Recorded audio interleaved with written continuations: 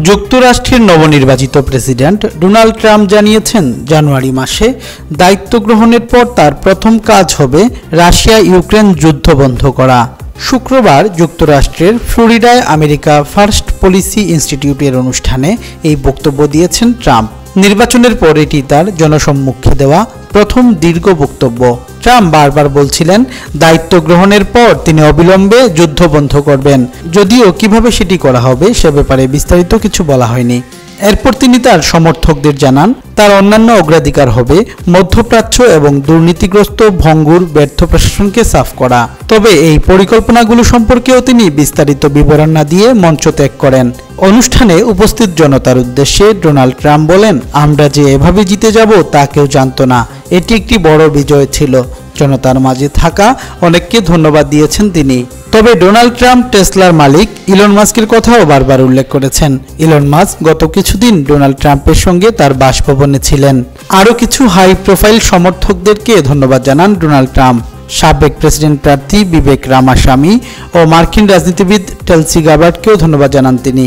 এছাড়াও ফ্লোরিডায় বক্তব্য দেওয়ার সময় ট্রাম্প ঘোষণা করেন যে তিনি হোম সেক্রেটারি হিসাবে ডগ বারগামকে মনোনীত করেছেন।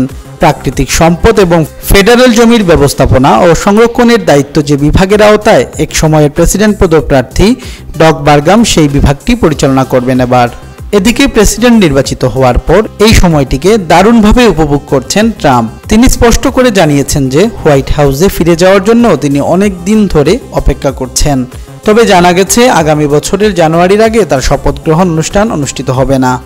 সূত্র জানায়, 2025 সালের 20 জানুয়ারি মার্কিন যুক্তরাষ্ট্রের নবনির্বাচিত প্রেসিডেন্ট হিসাবে শপথ গ্রহণ করবেন ডোনাল্ড ট্রাম্প। সেদিন থেকে তিনি আনুষ্ঠানিকভাবে প্রেসিডেন্টের ক্ষমতা ও দায়িত্ব দুই গ্রহণ করবেন। রীতি অনুযায়ী ওয়াশিংটন ডিসির ক্যাপিটাল ভবনে নতুন প্রেসিডেন্টের অভিষেক অনুষ্ঠানের আয়োজন করা হবে। তবে তার আগে আনুষ্ঠানিকভাবে নির্বাচনের ফলাফল ঘোষণা করা হবে এবং সেটি করা হবে ইলেকটোরাল কলেজ পদ্ধতি অনুসরণ করে। আগামী 17 জানুয়ারি ইলেকটোরাল কলেজের প্রতিনিধিরা, যাদের বলা হয় ইলেক্টর, তারা একসাথে বসে তাদের ভোট দেবেন। 2025 সালের 20 জানুয়ারি মার্কিন যুক্তরাষ্ট্রের নবনির্বাচিত প্রেসিডেন্ট হিসাবে শপথ গ্রহণ করবেন ডোনাল্ড ট্রাম্প। সেদিন থেকে তিনি আনুষ্ঠানিকভাবে প্রেসিডেন্টের ক্ষমতা ও দায়িত্ব দুই গ্রহণ করবেন। তবে যুক্তরাষ্ট্রের মানুষ অধীর আগ্রহে অপেক্ষা করছেন ট্রাম্প প্রথমে কি করেন সেটি দেখার জন্য। Desk news, UK Bangla live.